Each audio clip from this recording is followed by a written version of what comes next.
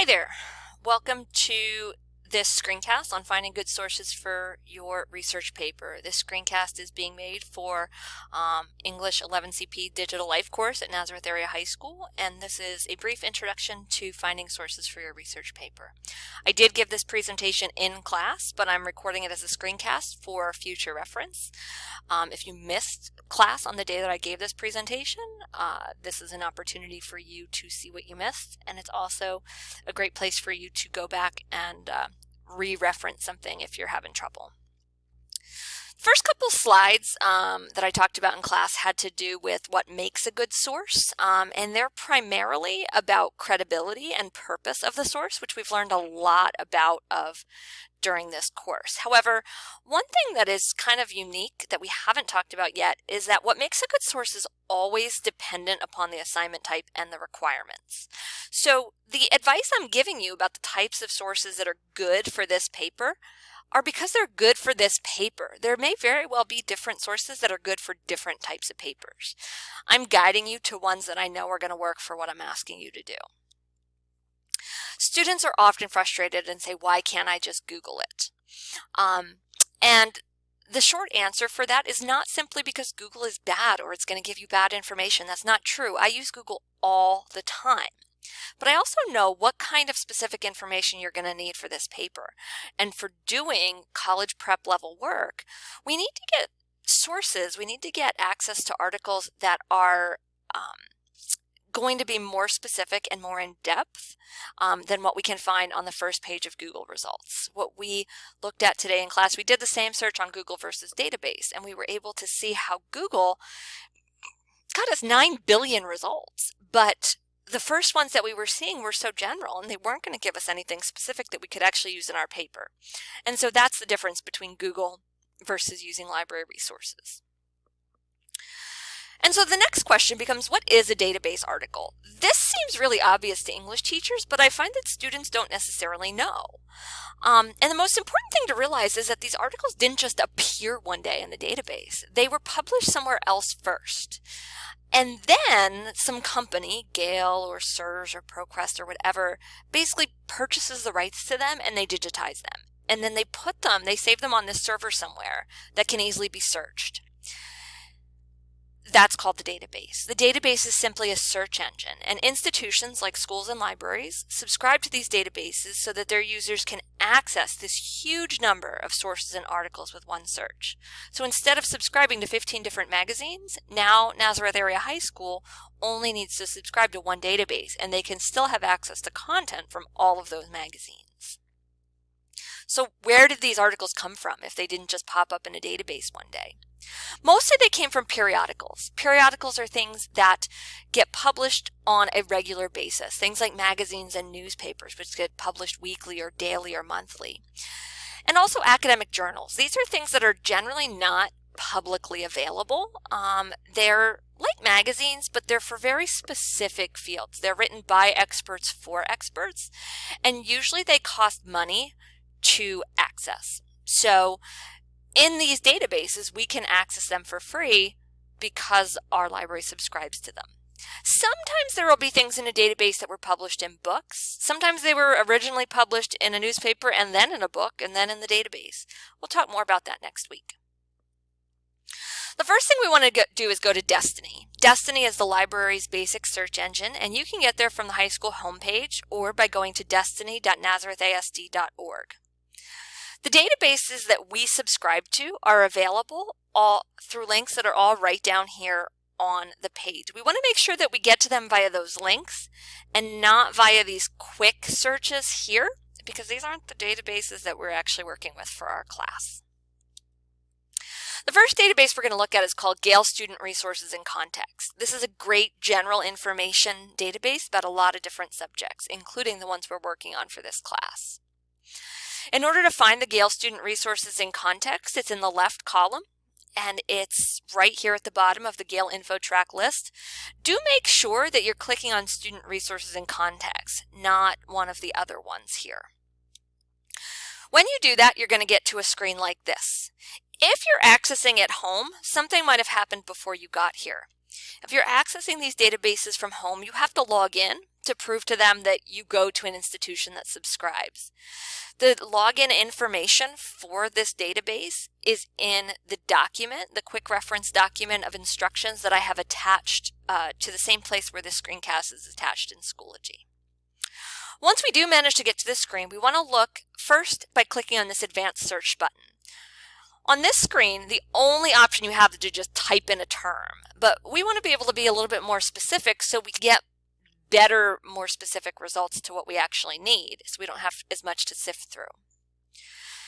On the advanced search screen, for example purposes, I'm just going to use the search term social media. It's really broad, but for right now, let's just say I don't know specifically what my research question is, but I know I want it to have something to do with social media.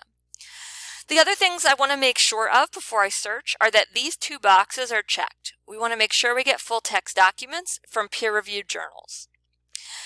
Also, I suggest, at least at first, to limit our search to academic journals. That will make sure we don't get things like biographies or creative works, because that's not the kind of thing that's going to be useful for us on this paper. Once we have these limiters in place, now we can click search. And this is our results page. We could scroll through all of them, but right now I just want to draw your attention to the fact that there's 729 of them. That's a lot, and I don't think you're going to search through all 729 of them, but it's definitely more narrow than the 9 billion results when we did the same search on Google.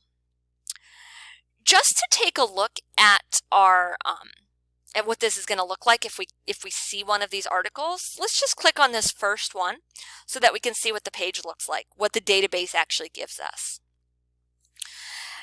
Now I just have a static screenshot here, but you could scroll, and what you would find down here is the full text of the article. Right there, you don't have to click on a PDF or anything like that. It's available for you. At the top here, we've got all of the information about where it was published. This is going to be very important next week when we try to cite them. But the other thing I want to draw your attention to is this little Google icon. For any article that you think you might want to use, I want you to use this Google icon. This is going to save it to your Google Drive, which means you will be able to access it later without logging back in and without researching for it. It's also going to allow me to access your articles, which I'm going to need to be able to see at some point as well. When it comes to Gale Student Resources in context, you might need to play around a little bit. I find students often want to just give up and say, oh, I didn't find anything. Number one, try different search terms. You'll get different results if you search in, for example, self-driving cars versus if you type in autonomous vehicles. You can also try to sort of limit your results if you have a more narrow idea by using the AND feature. And furthermore, the most important thing here is ask for help. That's what I'm here for. And oftentimes students who say, nope, I can't find anything, if we sit down together, I can help you find things that will be useful for you. Database number 2 is called SIRS Issues Researcher. This is another great one for generalized information. The SIRS Issues Researcher is linked back on Destiny, and it's down here in the lower right-hand corner. And notice there's 2 links. One says from school, one says from home.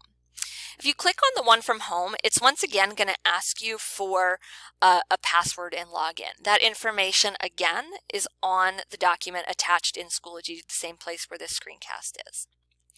When we do get into SIRS Issues Researcher, our screen's going to look like this. And we're going to start again by clicking the advanced search option. That will give us the opportunity to find some specific things. This advanced search is a little simpler than the last one. Everything here is full text, so we don't have to do that. And we just want to first, this is where we'll type in our search term. And then we can limit it by source type.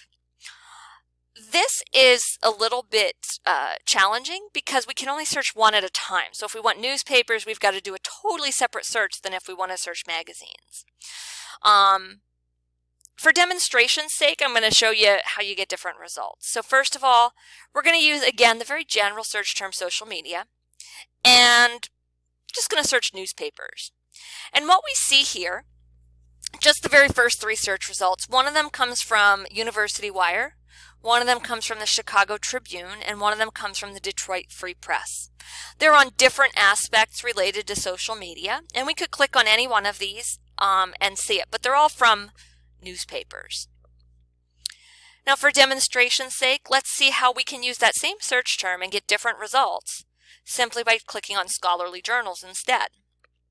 Scholarly journals get us different things. We get now one about free speech and education. We get one about adolescence and social media. We get one on behaviors. These are from academic journals, specific publications for experts, Pediatric Annals, the Journal of Physical Education, etc. One more time, let's just go back and look at magazines. So we use our same search term, we limit it to magazines, and now we get these three things. One from Pharmaceutical Executive, one from In These Times, and we have totally different results than we had gotten on our previous searches. It doesn't matter which type of source you search for. I just wanted you to understand that you would get different results by searching different ways. For the sake of demonstration though, let's just click on one of these. Let's click on the second one. Should social media censor content? Just so we can see what this is going to look like when we pull it up. Once again, we get the full text of the article right here. Additionally, we have a little paragraph here that explains it. That could be really helpful. But once again, very similar to the previous database, we get publication information and we have an opportunity to save it to the cloud. These are going to be very important for you to be able to access this information later and to be able to cite it. One other place you can look for resources for this paper is right here in our library. The Destiny catalog is going to be your go-to place. So this time when we're on Destiny, back up at the top, we want to click on catalog instead of the databases down below. We click on catalog, we're just going to search and see what books our library has available. So we're going to use our same search term. And then I suggest limiting the material type to book. That will ensure that what shows up here is something that we actually have accessible right here in Nazareth Area High School. When we do this search, we come up with a list of 42 books. 42 books is a nice, easy list to browse through and find out if there's anything useful for us. If we find something that sounds like it might be helpful, we can click on the book record, and let's use this one, How is the Internet Eroding Privacy Rights? And this screen will tell us a couple of important pieces of information. Number one, it gives us the call number, so we can go down to the library and find that, either by going to the shelves and browsing it ourselves or by giving this number to Strauss or Martel and having them help us. The other thing this tells us is that we have one copy and that copy is available. So you could go down to the library right now and pick this book up. If it were checked out, this would let you know that you shouldn't bother right now. One final place you can go to for sources for this research paper, if they apply, is to go to the articles that we read in class. You have access to these all already, but trying to sort through them all and find what you're looking for, probably not so easy. To help you out with this, I'm showing you right now how to find a list of them. On Schoology, you want to go to the Step 1 Question Proposal Assignment Sheet. And when you get into that, it's going to bring up a doc. This should look familiar to you. And what we want to click on to look for the articles from class discussions is this third block that has a link to, surprise, a list of articles from our class discussions. That link is going to open up a document that looks kind of like this. And if you scroll down, this is a giant list of every article we have looked at in class this semester, and then some. It is a complete list of articles right now. This says it's still a work in progress because we're actually working on putting publication information, because most of the time this just takes you to a Google Doc. It doesn't take you to the actual website. So when it comes to citing these, you're going to need a little bit more information, which we're trying to gather for you. The most important thing regarding any of your source finding opportunities, particularly when you find yourself saying, I can't find anything, I just want to go to Google. Ask for help.